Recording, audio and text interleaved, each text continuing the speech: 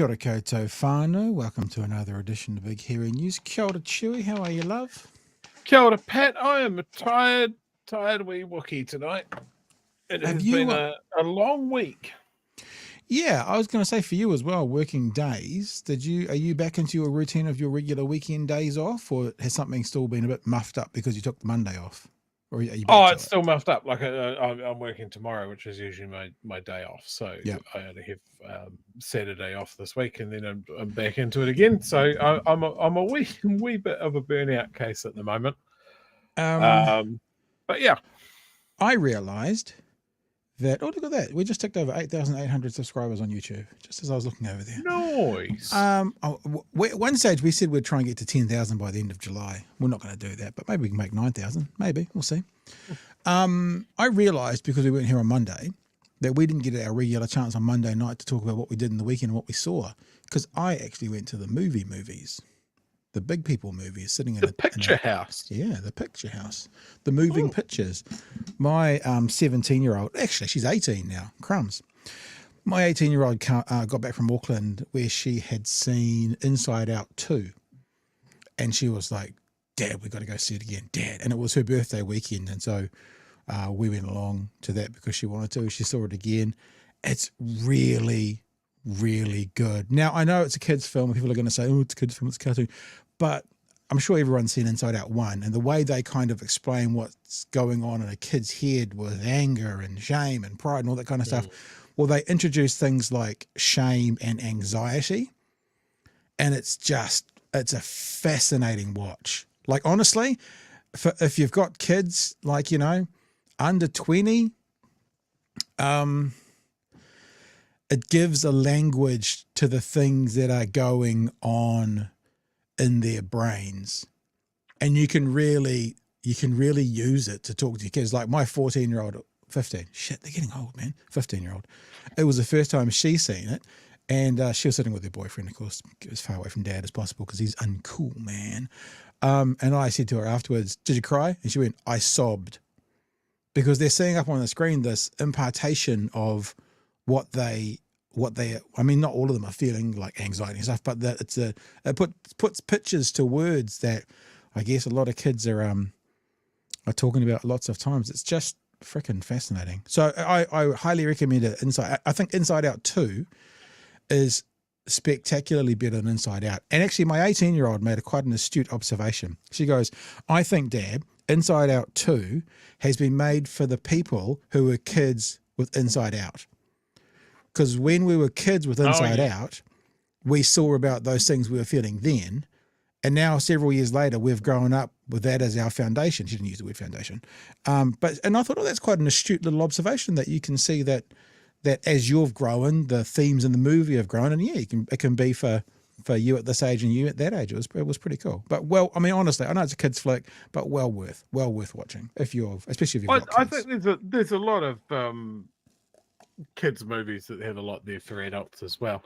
Yep. As I assume the newly announced Shrek 5 will do. Oh God. Yeah. So I didn't go to see that. I also went to the Picture House. I don't know if I've actually mentioned this before. I was encouraging people to go and see it. You mentioned Godzilla once. Yeah, Godzilla is. Oh, you were going to go see it. So I have seen this. I went the other weekend, and it is phenomenal. Yeah. Just an absolutely gorgeous film. Yeah. Absolutely packed with just great moments. Thoroughly encourage people to go and see it. I'm seeing a lot of people in the chat have already gone to see it. Just really, really good. Is it the kind of film? It's all in Te Reo, eh? Mm-hmm. Yep. Is it the kind of film that you wouldn't be surprised if it was up for an Oscar for, like, you know how international films always basically means non-English film? Is it that kind of watch? Oh, that wouldn't surprise me. I mean, right. It's a really good historical story. The blurb at the end of the film went, look, most of the cast and crew have relatives that would have fought at this actual battle. So yeah, very, very good. Wow, cool. My absolute favorite moment And for those of you that have seen it, you'll probably already guess this. There's a bit in the battle where it pauses, and one of the I guess the settler army guys comes up to the ramparts and says, "Look, you've fought bravely and with honor, and the general would like to, if you surrender now, we promise you'll be fine." And he's just basically told to no chance. And he goes, "Well, at least let the women and the children go." And this Wahine gets up and basically goes, "Go fuck yourself." And it's an amazing moment. It just made my hair stand up. It was epic. One question as I was watching the screen, they had Beverly Hills Cop over in the corner of that screen you were just showing. Is Axel F, the new one on Netflix, does it interest you at all? I'm curious because I really, really love the original Beverly Hills Cop 1 and 2, and I think that's all they made. I think there's a 3. I've never seen it though. Rumors of a 3. Who knows? Yeah, me too. I think it's a good word, curious. In fact, I'm bi-curious. I might want to see it twice. So, back to the puns. Yeah, I've watched the shorts for it, and it looks like, Axel F is still Axel F. Eddie Murphy's doing him like he was. So it'll be interesting to see, I guess, what's supposed to be a 60-year-old Axel Foley and how that kind of shows itself. We'll see. All right. We are going to be having a look. Apparently, National has solved crime. Chewy, we heard today, there's been an announcement. Crime has been solved by National. And of course, all the things they were criticising Labour for, they have done the opposite of to solve crime. Maybe, or maybe not. Maybe they're doing exactly what they criticised Labour for. We'll look at that as we go through the evening. Also, Mr. Luxon has had a meeting with Mr. Biden. We might in fact start there. It's TVNZ ran the story, and it seemed to be a gallery of awkward photos. Oh my gosh. Did you ever see the website Awkward Family Photos? Oh my gosh. Greatest website ever. So this is going to be a gallery of awkward Luxon photos. Not remembering to shake hands with leaders, doing the stand thing again like a Ken doll. But he's our Prime Minister. You got to love him. Over pressing the flesh in the US. And also, there's word out today about an advisory group to the government. Independent, Joey. Independent. We all know what that means. That means they didn't talk to the people they needed to. About getting rid of the ferries. Taking them away from NZ Rail. What's it called? Kiwi Rail. And some little conversation around we could form a new state-owned enterprise for them. We could also make it privatised. That's the fear of many, I think, is when they're talking about it, that's what they're actually saying. I think what we'll do, though, we'll start with our hairless leader in America. Here is the report from One News tonight. See how many awkward photos you can see in this. It's been a day of top-level diplomacy for our Prime Minister, rubbing shoulders with world leaders at the NATO summit. But Christopher Luxon's also had a front-row seat to a disastrous day for Joe Biden. Political power players and now even a Hollywood star piling in on his faltering re-election campaign. Here's US correspondent Logan Church. After we talk about Luxon, we might touch on that, Chewy. It's not part of the prep necessarily, but Biden making absolute statements that he's not going anywhere. Don't know if we believe that yet, but we might talk about that as well. Global leaders rolling up to the most powerful house in the world. Among those invited, our Prime Minister, Chris Luxon. Look how he's standing. Wined and dined. Then grabbing a short chat with a US president under intensifying scrutiny. One of Biden's biggest fans and fundraisers, actor George Clooney, launching a blistering attack in the New York Times, saying the Democrats are not going to win with this president, as the one battle the 81-year-old can't win is the fight against time. Biden's friend and Democrats royalty, Nancy Pelosi, throwing fuel on the fire. It's up to the president to decide if Yeah, and the fuel that she's throwing is she wouldn't say I'm behind Biden. That's what they're getting to. So the cut's not very good as to her, because obviously she was in a half-hour conversation, and at no point in that whole half hour did she go, I'm 100% behind Biden. So that's the fuel to the fire, that she didn't overtly back him. he is going to run. We're all encouraging him to make that decision because time is running short. Questions even piercing NATO's most hallowed protocol.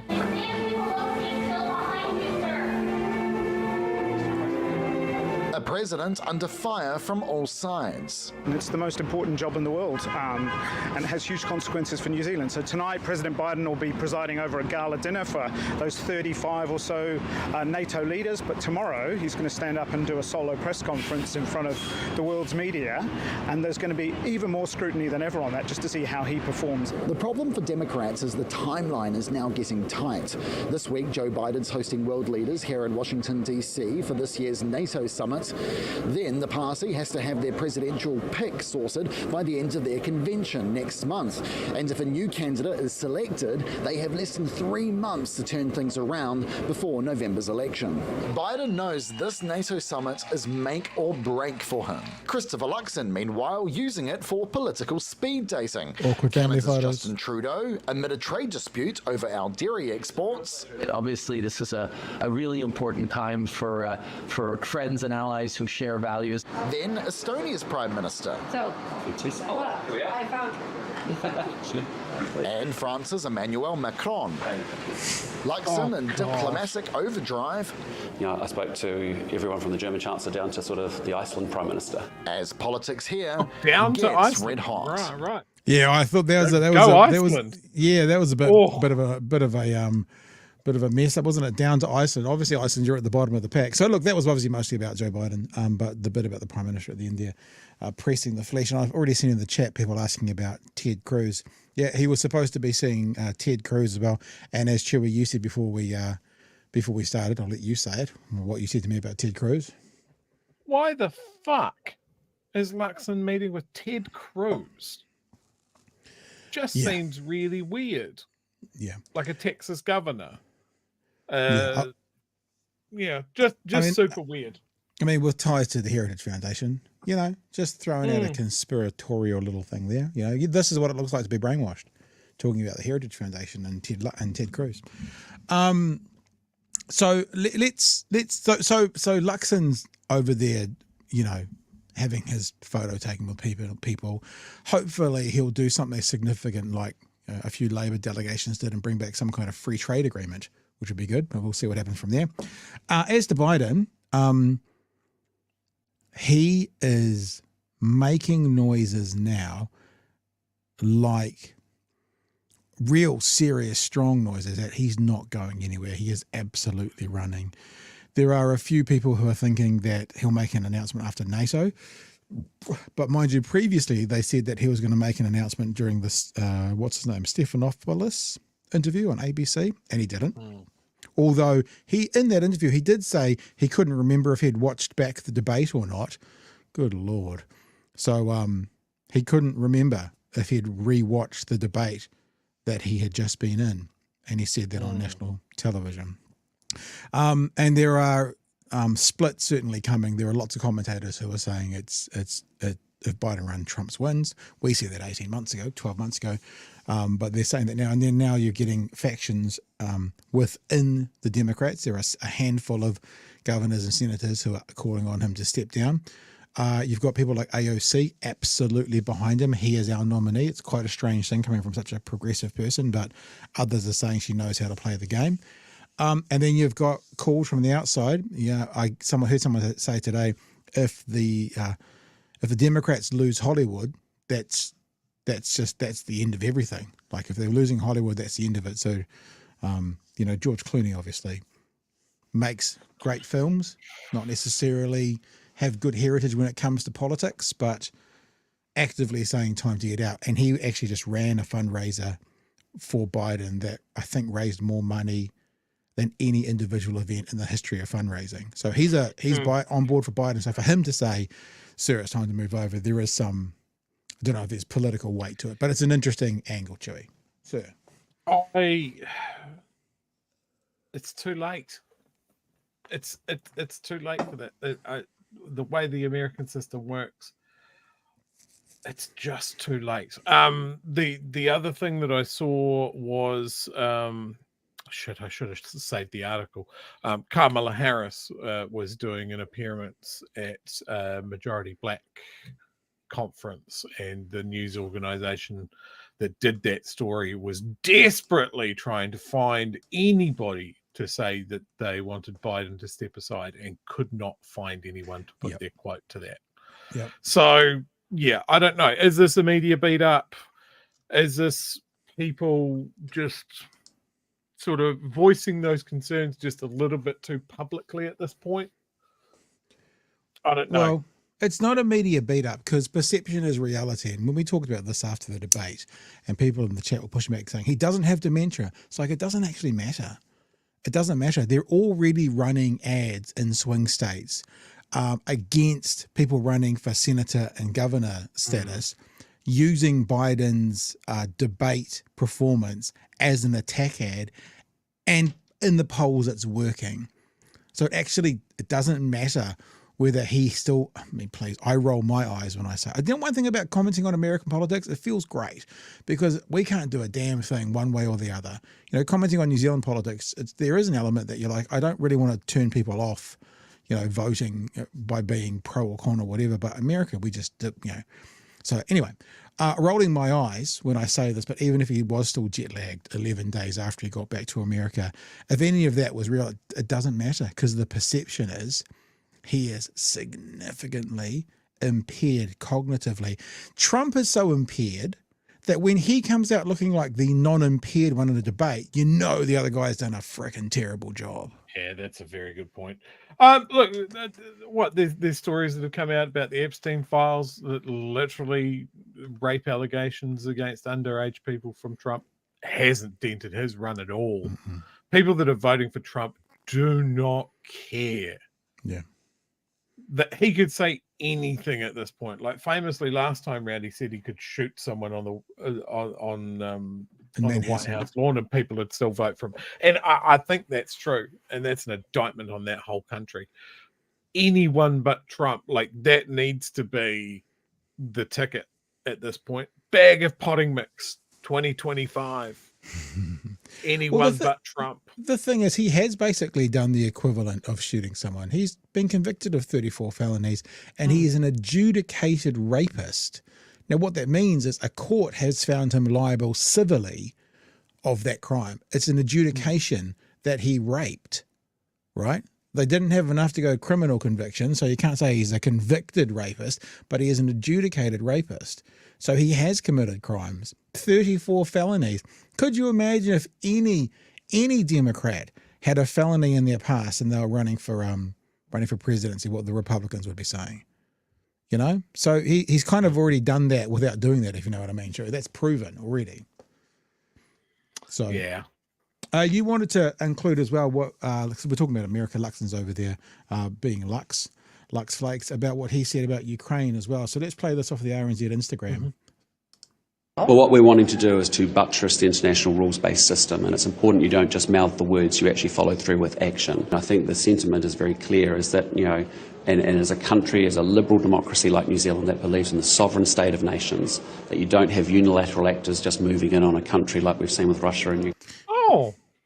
Yeah. Unilateral actors moving on a country. Did he say like Gaza? International rule of law. Yeah, that you don't have unilateral countries moving in on a state like, I missed the last word. Was it Gaza? I mean, very clearly we're talking about Ukraine, and also very clearly there's absolutely nothing going on in the world that any sort of parallel could be drawn here. Also, you know, action is important. Like maybe booting Russia's entire ambassadorial staff out of the fucking country. Yeah. Jacket is too small. Yeah. That's correct. That's also the third worst thing that he's done here. God, All man, right. get a suit that fits. I mean, when he talked about unilateral against another state, it's like you haven't answered me, Chewy. Do you know if he feels the same way about Israel? Because if he was playing an even hand, he would. Has he said the same thing to Israel?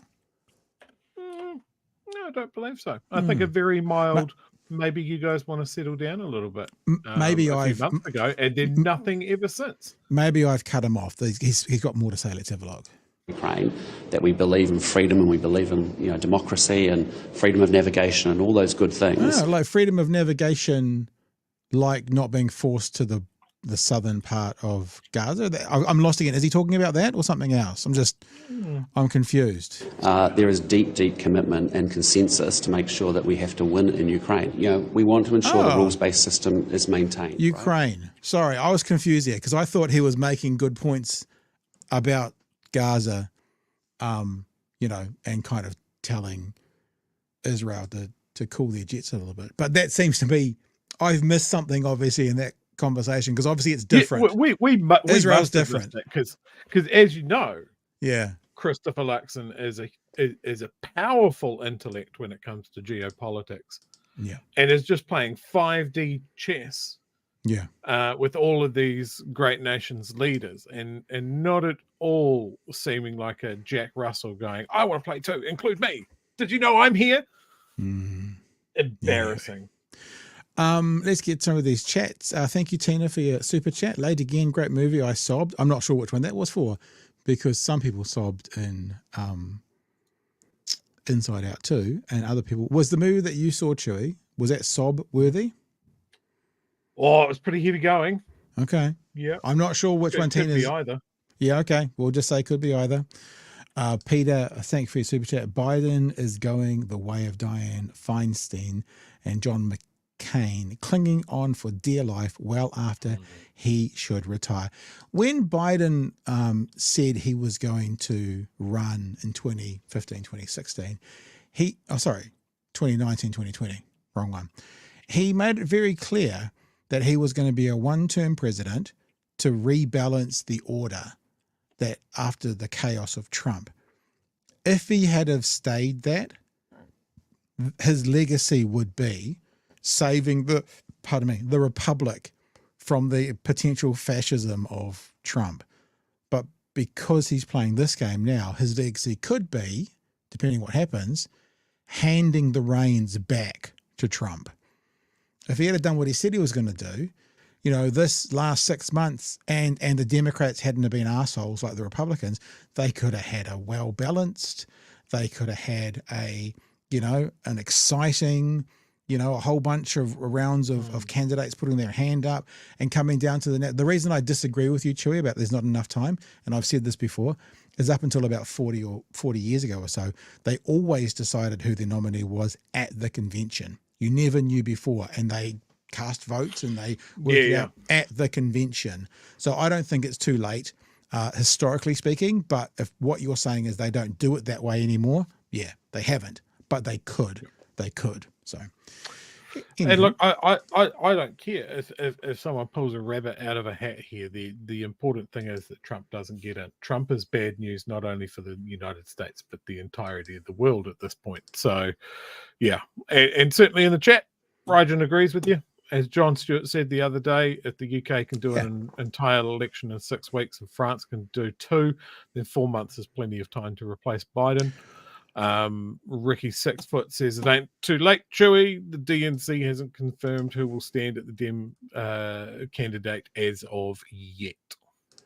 I tell you what, Ryzen just mentioned France. We haven't talked about the French election at all, because when we left and we talked, I think, to our friend, the geopolitical analyst, about France, when we left, France was on the verge of going to the far right. And there was going to be another round of voting on Sunday, which there was. And what happened was, through the second round of voting, sort of an untested left-swinging majority came out. So they've actually gone to the left in France when there was concerns they were going to go hard right. It's fascinating. Sorry, True, you're going to talk about their system. Oh, their system is bananas. I've been reading up about it all weekend, and I'm still not sure that I really understand it. But basically, they had the first round of voting, and their right-wing party seemed to be very, very dominant, cruising for an almost uncontested win, while their left-wing parties that traditionally do not cooperate with each other, and certainly don't cooperate with Macron's centrist party, decided that there was a bigger enemy in the room, and you had some Macron candidates stepping aside, not contesting, to let left-wing parties take the lead. And the thing that I read was the candidate that stood aside in Marseille was quoted as, "A defeat is for a season, dishonor is forever." Wow. As their reason for standing aside. So, yeah, Marine Le Pen's party went from pretty much looking like they were going to win it to being very much third. Yeah. Yeah, I mean, very, very much. And one of the problems is, and I'm not going to give you all the details, I've been more listening and watching than reading up on it, too, because that's how my brain works, is my understanding is the new group who has come in, the new left swinging party that's come in, have a lot of disagreements with the rest of the left. And Yes, it's like you've got the Greens and Labour, and but it's more ardent in their disagreements as to what needs to happen on the left. But they've got enough between them to kind of control government. But there's still no guarantee they'll be able to. My understanding is the New Popular Front is a conjunction of three left-leaning parties that have never worked together. I think it says here, that's 2022. Hey, when that, every time I hear New Popular Front, I just think of Life of Brian. Oh yeah, absolutely. The People's whatever of Judea, the Judean People's Front. It just sounds, oh shit, it just sounds like something crazy. I'm getting comfy. This is a comfy night show. I'm not going to. As far as Marine Le Pen's party goes, like when they they're often bandied around right-wing parties. Marine Le Pen's party, the history of that is literally founded by a member of the SS. Yeah. So a truly monstrous party. She was quite happy to be quoted in an interview to say that her policies were the policies of Trump. So there you go. But France, modern France, founded on a people's revolution where they cut off all the heads of the rich people. Yeah. Well done, France. Well done. Germany, take notes. Italy, take notes. America, take fucking notes. Yeah, it's now interesting to look at the worldwide situation. I mean, New Zealand went right. I mean, France has gone left. The UK has gone left.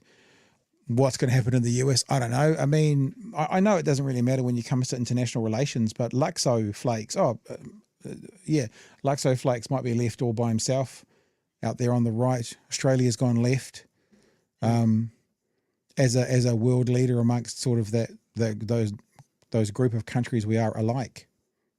So we'll see. But I mean, one thing that we can say, look, when we're talking about the US election, right, is again, it's one thing to look at what's happened in the UK and France and here and that sort of thing. The American system is very, very different. The deck is stacked against people that would ordinarily vote left. Their voting day is held on a work day. You literally have to take time off to go and vote. Well, yes and no. Legally, you must be allowed time off. So legally you must be able to. But isn't it funny that all of the wealthy places, very easy to go and vote. Polling places fucking everywhere. Oh, poor black area, there's one polling place 15 miles away, and it shuts in 5 minutes. Go for it. All of their districts gerrymandered to fuck. Which that's stopping though. There are lots of things that have been overturned in the cycle, and like legally being changed the other way. I heard someone talking. It might have been Jen Cougar actually. I heard someone talking about what we're seeing around the world is a vote for change. so you look at France, vote for change. Look at the UK, vote for change. And the point he was making is, unfortunately, in America, if they run Biden, the change is Trump. And I'm like, ooh. Even in New Zealand, vote for change. They don't want a government to look after them and, save 20,000 lives and keep all those businesses open. Vote for change. It's a really interesting observation that this is happening around the world. And remember, for our next time round, this current government wants to make it harder to vote than it has been the last 2 elections. They don't want as much advanced voting. They want to make it harder. So that in itself is, I think, something to keep in mind. Yeah. Before we move on, this was about the previous conversation to do with Luxon Flakes, and was he talking about Israel? Tafari, thank you for the super chat, says he won't hold the same standard for Israel. After all, when he headed Air New Zealand, they provided assistance to those committing atrocities in Yemen. Thank you for your super chat. Yep. So yeah, interesting. We haven't really done. This is the thing, right, guys? We do it. We obviously focus on New Zealand first, but there's so New Zealand first, as in the country of New Zealand is our priority, not New Zealand. Yeah. But there's so much going on, all over the world. You've starred another message. Every government that was in charge during COVID was voted out. Yeah, funny, And it's like Trump deserved to be voted out because he ballsed it up wholeheartedly. And Labor was one of the world leaders in it, and they were voted up because the opposition, and I don't just mean the opposition parties, but the opposition to things like mandates and stuff, managed to fool enough people to get them out. So you still can't really draw a conclusion from it, because both ones that got voted out because they performed poorly and ones that got voted out even though they performed well still got voted out. So yeah. All right, let's have a look at this. Now, I'm not trying to be too much of a drama queen here, or a drama king, but there's talk of the Ferries ownership model needing to change.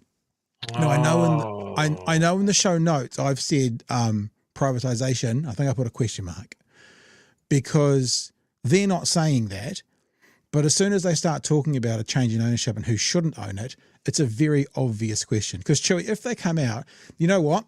Sorry, I'm just thinking about this as I'm about to say it. How much does this government need to be bailed out with their atrocious decisions around the ferries? So now they privatise, they get a company, not New Zealand, to pay for the ferries, and then it hasn't cost them anything. They can wash their hands of it. That just feels so much actually more likely now that I'm just thinking about it properly for the first time. Let's see what they talked about on TVNZ tonight. One News can reveal it's been recommended to Cabinet that Kiwi Rail no longer run the Cook Strait ferries. That conclusion from an independent advisory group comes in the wake of a range of issues, with ministers recently raising concerns about ferry maintenance. Jessica Roden has this exclusive story. The Aratiri nursed back into Wellington Harbour today, nearly 3 weeks after running aground. Issues like this causing some Kiwis recently to lose faith in the inter-islander ferries. They're over breaking down, or they're crashing into hills. Nothing wrong with one company. This from a truck driver who was stuck on board the Aratiri. I think if they all get their heads together now, upstairs in the old government department, and really have a look at things, It comes after the government refused to give Kiwi Rail any more cash for its IREX project. The mega ferry's gone with no plan B. I kind of think because previous government spent like $100 million on plans and deposits, that if they show this clip about another 4 times, I think they'll have paid for it. They're getting their money's worth out of this clip as to what the Inter-Islander would have been. We must be getting close to actually what they paid for it just for the use of this video, I think, Joe. Just thinking. I was trying to look at the positive, trying to be, look on the bright side of life. Be in place. An independent advisory group was appointed, which... Sorry, you can't do this on television. And independent. We just got to make sure that's clear. That's independent. Privately reported back to ministers last month. One News understands the Ministerial Advisory Group has recommended that KiwiRail no longer run the Inter-Islander ferries. And while Cabinet's been given a range of options, the group's preference is that a separate entity run the ferries, possibly a new state-owned enterprise, so that there'd still be government oversight. Lots of words like possibly and would prefer, and that doesn't leave me, especially if you now think about the whole I just posed, that this government needs to figure any way out of an embarrassing spend on ferries that will make their decision look far worse than the last government's. So that's when you farm it off to someone else and you allow them to pay for the ferries and you go, we did so well. Just like, and I think this story is about to tell us, 1993, when a then national government decided to sell off the railways. Chewy. Anything to say, or should we keep playing to hear the good part of the story? No, keep it rolling. Here we go. What I think needs to be the focus is what is required to give us a safe, reliable, resilient service across that piece of water. Ministers openly critical of KiwiRail recently. I think we've got a message somewhere. Maybe it's in my Twitter, and I'm quoting now. They basically talked about how much it costs. The person who replied to one of my tweets, how much it costs for a kilometre of road to be built. And if you took that equation into the distance between Wellington and Picton, it would be like a $4 billion road or something like that per kilometre. That's what it would cost. So actually $3 billion on the ferries was cheaper than the equivalent national road being built, Chewy. That was what was posed back to me in my Twitter feed. I should go and try and find it. I'll see if I can.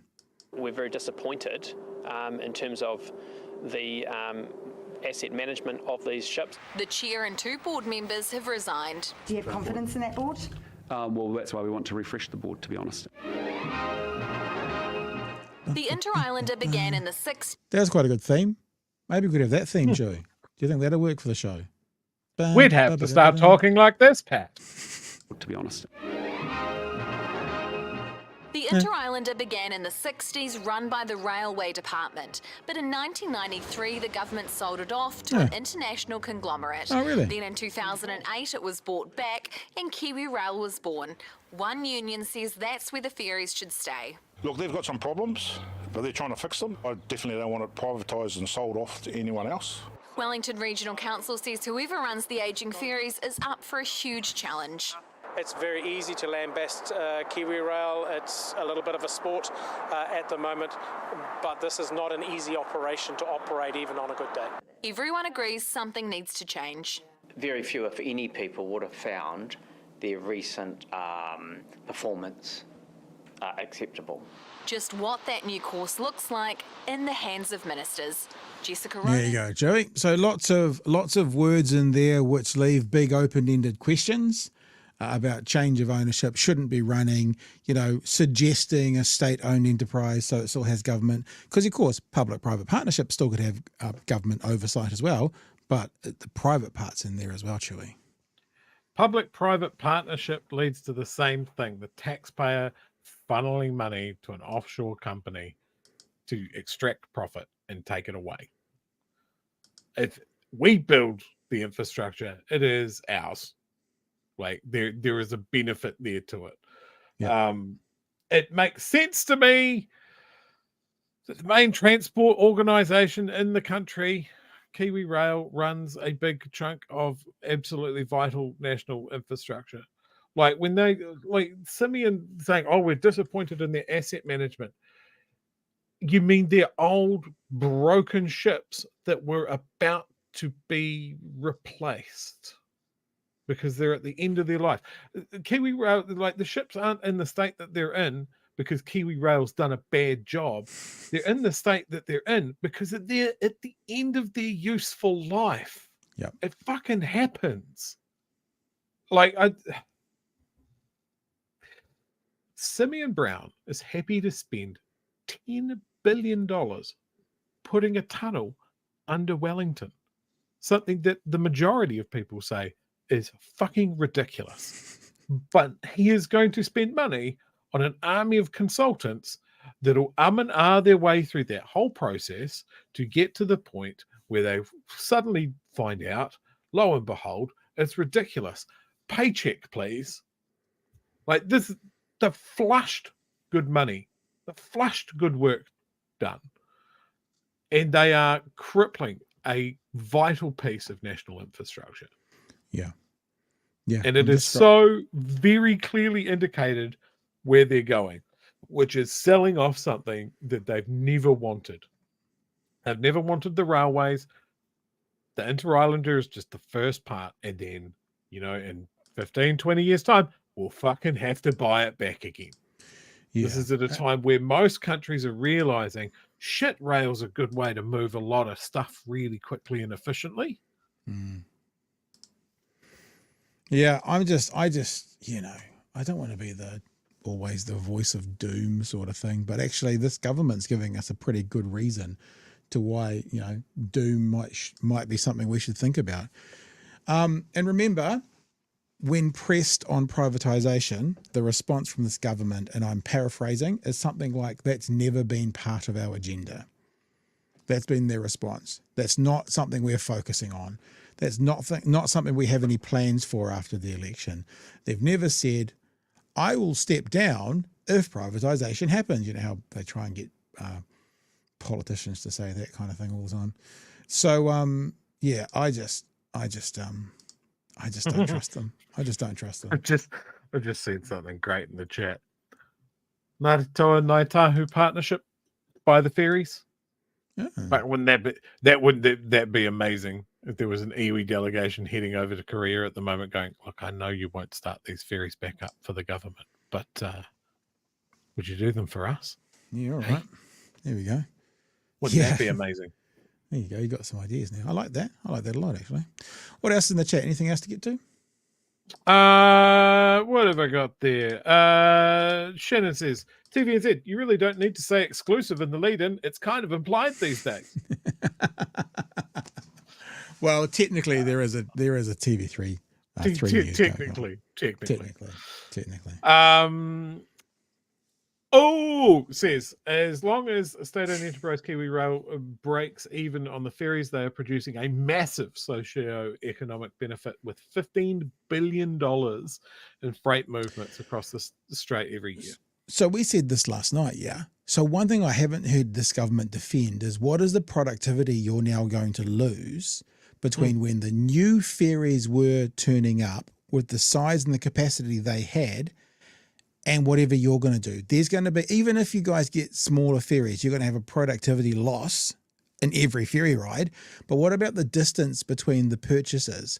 What productivity are you going to lose? Is the country losing based on this decision? No, I haven't heard anyone talk about that. I don't know if there's been any modelling on that, but I'd love to hear more about it. Yeah. Yeah. No, wrong thing to focus on. Wrong focus. Did you know a ferry hit the shore? And Kiwi Rail bad. Can we just focus on that, Pat? Sorry. Jezza says, what a ridiculous conclusion this independent group came up with. Yes. Yeah. Who's the independent group? What's the frame of reference? Well, did you also notice in the story it said privately, delivered this research. So that was the one when One News says One News understands that, what they're saying is this hasn't been released yet. We've got our hands on it. Or we've got people on the inside talking to us, so it's secondhand, but One News understands that. That means these guys have had this commissioned independently, and it's been delivered to them privately last month, and there's been a leak to give One News the story. That actually has some bloody red flags around it as well. Yeah. Maybe the smallest ferry, when we get it, should be called the SS Simeon Brown. Oh, because it could be. Can it be lollipop coloured on the sides? It's the smallest one. Yeah. Oh my god! Oh my god! I hope they do a let's name the ferries competition. Would they be stupid enough to do that? Bodie McBoatface over in the UK. What names could we find for these ferries? Oh my god! The SS Titanic Willis, something I don't know. Nicola, Lux, and Simeon. the three little ferries that could, and then the $600,000 ocean going tug that they've just bought. That'll have to maybe just the bish. The bish. Yeah. Better Bish get the the tug. bish out. Get the tugger. Nicola Willis Bish is out. conked out in the middle of the strait again. Yeah. The SS Nicola Willis. Oh, that would be great. They won't do it because I mean, gosh, surely they must know that they'd be up for a thrashing if they put it off to the public. But then again, stupider things have happened. Alrighty, mighty. Let's go and have a look at 3 News and their Zoom background thing. You see that Zoom background there? I would like. Rubbish, isn't it? In factly, let me flip this around a bit. Here is a speech that a then opposition leader made on the 21st of February 2023, and it was a response to a prime ministerial statement. This is from Christopher Luxon. Let me read part of the speech to you. We've got to talk about crime because that's another area where the language has been tough. You know, lots of talk, but very poor action. It's been very soft on crime. Let's be clear on the outcomes, and the outcomes are really clear.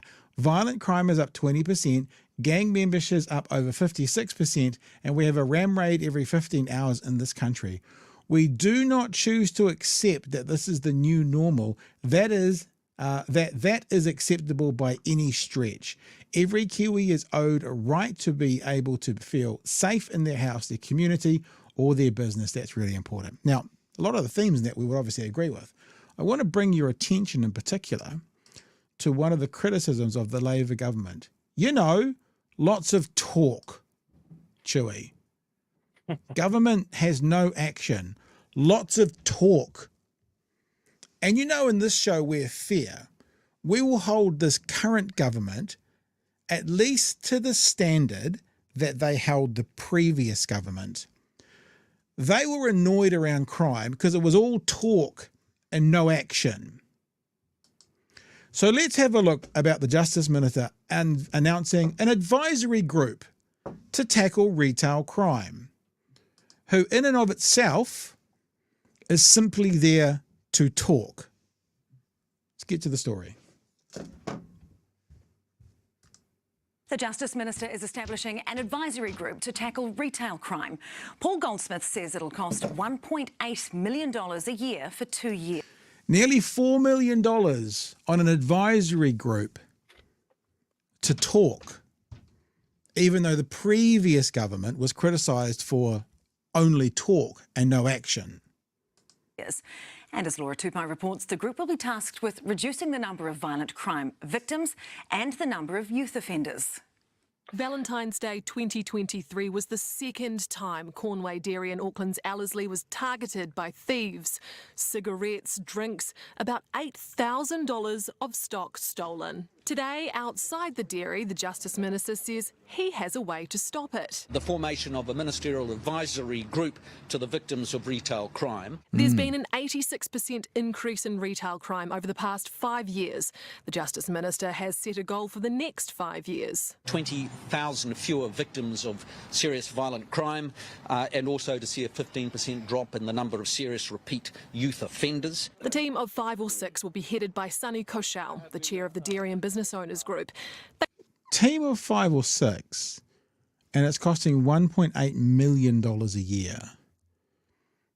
I myself, Chewy, wouldn't mind seeing a breakdown of the $1.8 million for this advisory group who are going to talk about crime. Even though the last government, I don't know if I've mentioned this, Chewy, but the last government were getting criticised by the then opposition leader, Christopher Luxon, for talking too much about crime and not doing anything. I might not have mentioned that before. I thought I'd mention it now, though, just for safety. I'm stoked that Sonny is being rewarded for all of his good work leading up to the election for bagging on Labour consistently. Yeah, he's got his reward. He was also famously door-knocking for National in the run-up to that election as well. So it's good that that's been recognised. Yeah, Yeah, I mean, he's got a nice handshake, isn't he? Well done. Well done, sir. Being paid for your work, your time, and your opinions. They will advise Paul Goldsmith and Associate Justice Minister Nicole McKee about specific legislative changes. We would have our own KPIs, and of course, you would be the best judge. KPIs? Yeah, because if you say KPIs, key performance indicators, that makes it sound like you're doing something, when in and of themselves, they are targets, they are talk, they are not actions. And the last government, I don't know if I've said this before, we're getting criticised by the then opposition leader for talking too much about crime. Here's a $4 million bill, New Zealand, so we can talk about crime. Would be the best judge what we are doing. The minister has clear areas he wants looked at. How can the owners of their businesses protect themselves more effectively?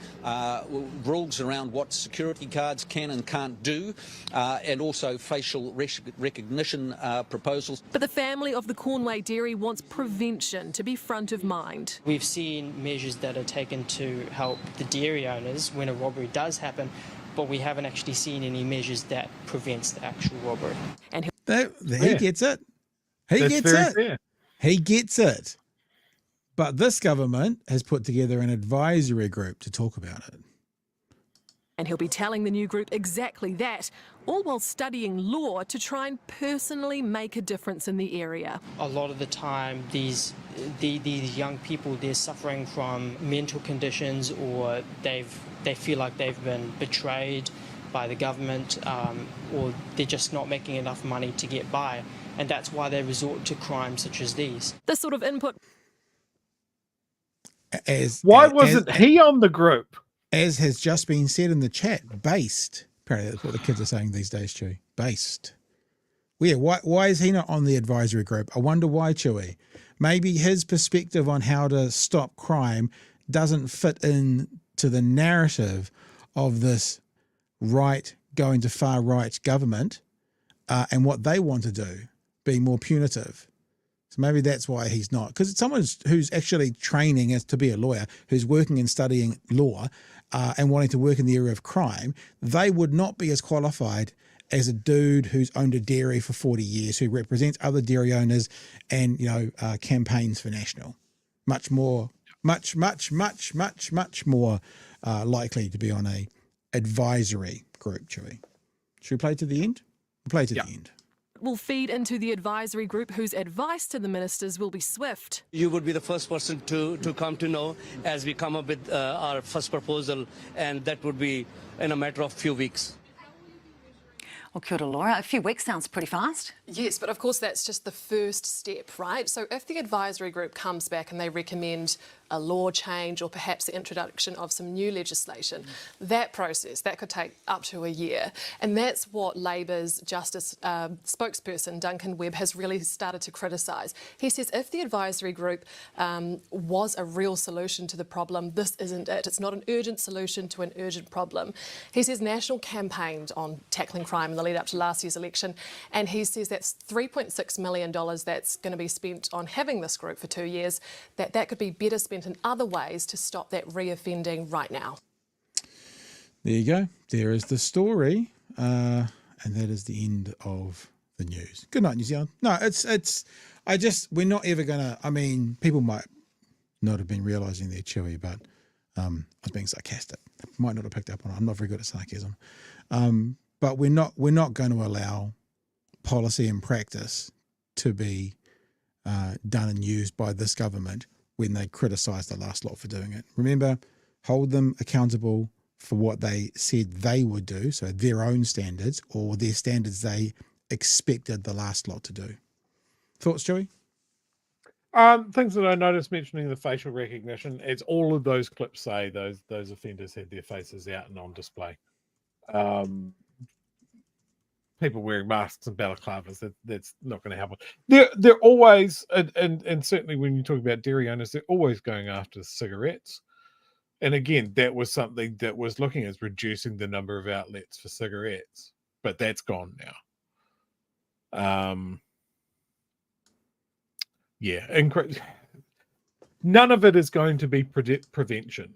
All of it is going to be more money for dairy owners to turn their corner shops into fortresses. Yeah. I mean, and to be frank, if a dairy owner wants to do it off their own back, and that's more power to you, go for it. But if it's public money, don't care who's spending it, National, Labor, anyone in between, or on the either outside of, what you want is the best spend for the best outcome. And if the best outcome we're looking for is less crime, fewer incidents of criminal activity, then we should investigate how to actually use that money to do that. That young law student had the idea. He seemed to be onto it, but that's not what we're hearing from this government. I don't know. Yeah. It just seems a bit on the nose to me. What else is going on?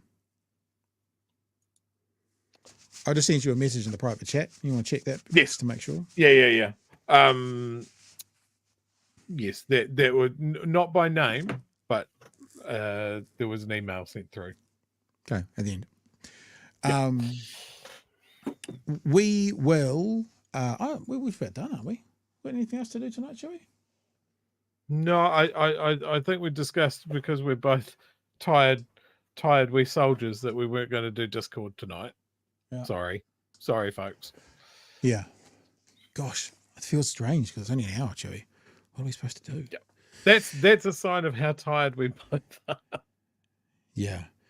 Because everybody knows I love getting us to that 90 minutes. I love it. I live for it. Like, Pat's always fighting me. He's like, no, Chewy. No, Chewy. We've got to keep it to a tight 60. And I'm like, I'm going to do a tangent, Pat. And Pat's like, oh, no. What's this one? Are you going to slander a member of parliament? Probably. Let's see how we go. Don't we have parliamentary privilege in here? Because remember, we're all equal under the law. They don't get the right to slander us from inside parliament. We can't. It's the same, isn't it? Because we're all supposed to be equal under the law. That's what we keep getting told. I assume, and well, you're willing to test that in the court? Oh, absolutely.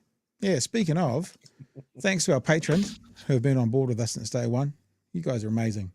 Genuinely makes a difference. It really does help as well. I've had several people join up in the last couple of days. Appreciate you guys to bits. How has Daniel got a little animation on this thing? You see this? Little animation there. Creepy. Yeah. I like it. If you're interested in supporting what we do, if you're interested in being a part of what we do, then we'd love to have you on board. Patreon.com/Big Hairy News is the way to do it. And yeah, for you guys who signed up this week, what I typically do is I remake the credits each weekend.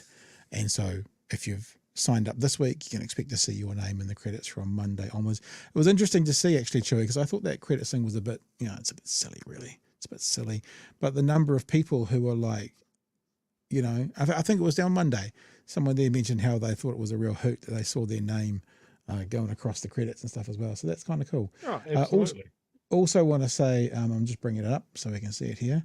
I'm not playing the credits. I'm showing you the credits because remind you as well that we're giving away $500, and we're giving away $500 to someone who makes us a new theme tune. In an ideal world, we can have like a 30-second version of it or a 60-second version of it for the start of the show and a 3-minute version of it for the end of the show. And someone, probably with the help of you guys, will get a $500 reward for designing it for us. It might have words, it might not have words. It's really up to you as the creative. If you've got any other questions, you can just fire us an email, bighairynews@gmail.com. And there is this is a funny way to say it. Sounds like we're in the 1940s. There's a generous benefactor who has added to our prize tally to enable us to get to 500 because we were going to give 250. And we've had a generous benefactor say that they'd match it, so it's $500. Also, want to mention as well, and I'm pretty sure the person wants to remain anonymous, but we also had, if you weren't aware of this, a generous benefactor top up the donation we gave to the Cancer Society, which I put through today. I probably should have showed you guys the receipt today, which I put through today. So you're aware that we gave away a portion of the sales of our buffer gear this month.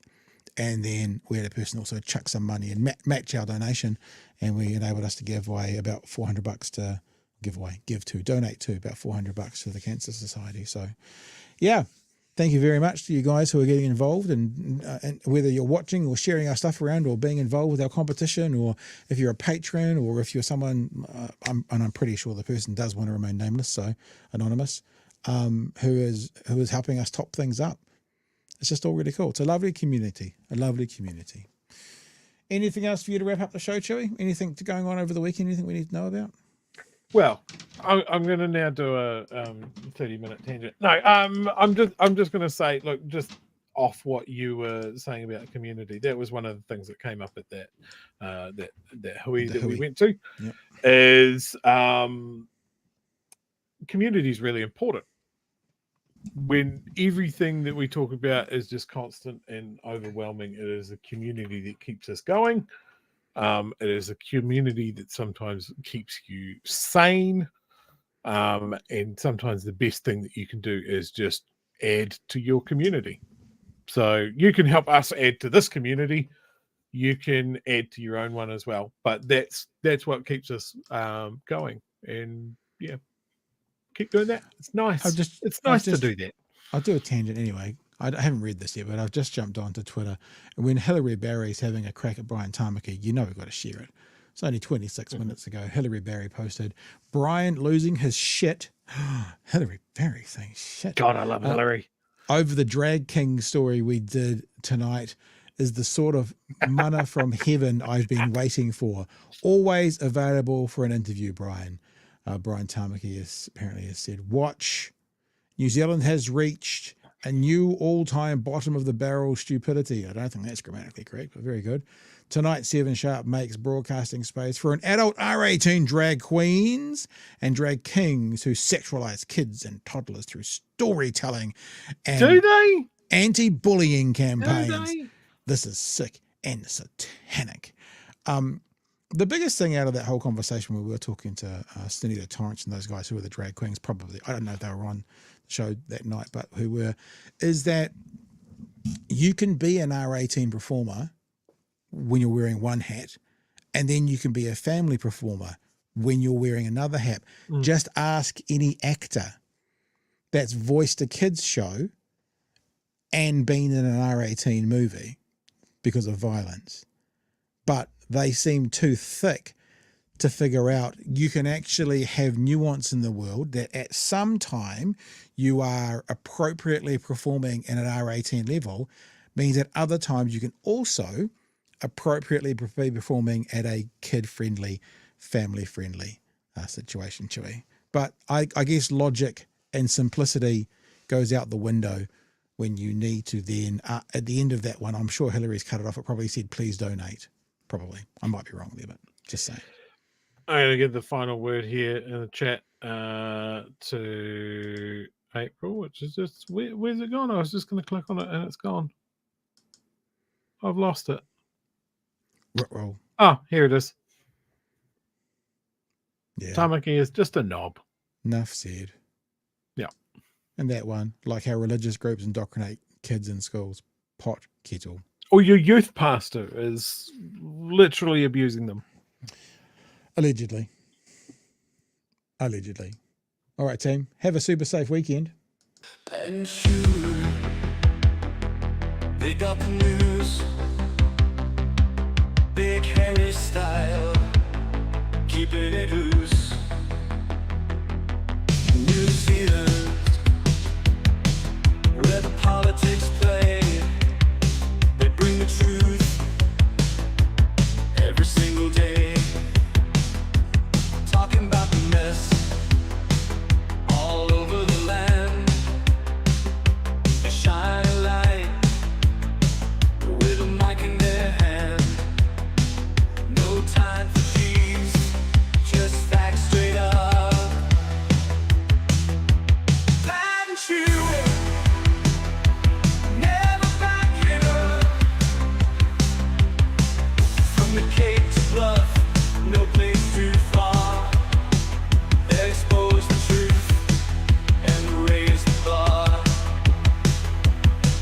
We've been sprung, Chewy.